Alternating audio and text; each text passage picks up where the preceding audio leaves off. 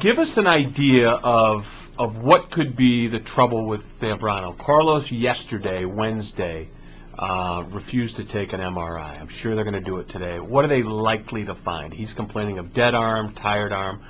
Give me a couple things that they could, this MRI could divulge. Well, a pitcher at that level, you're typically looking at a couple issues, the rotator cuff or the labrum. Both of those are structures that help the shoulder joint function. Pitching at that level, they can end up with a tear. It could be a partial tear, it could be a complete tear, unlikely a complete tear, or else he wouldn't have been pitching at this point.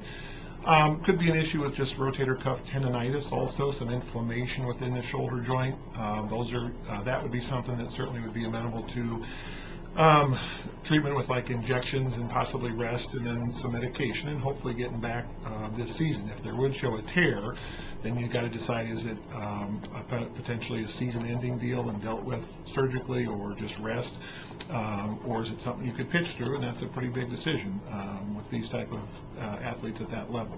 Okay, there's several questions. He's lost velocity, ERA up over 8, so they're clearly sitting on a fastball now that's not hitting 90.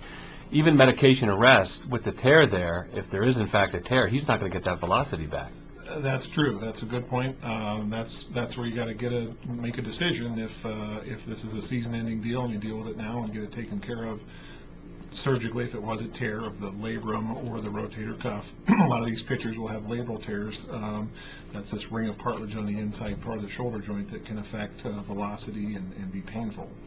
All right. If they decide to have him pitch through it, what are they looking at in terms of really doing permanent damage, or is there such a scenario?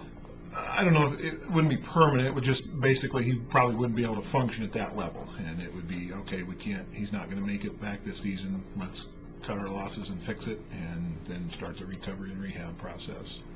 All right. One final question.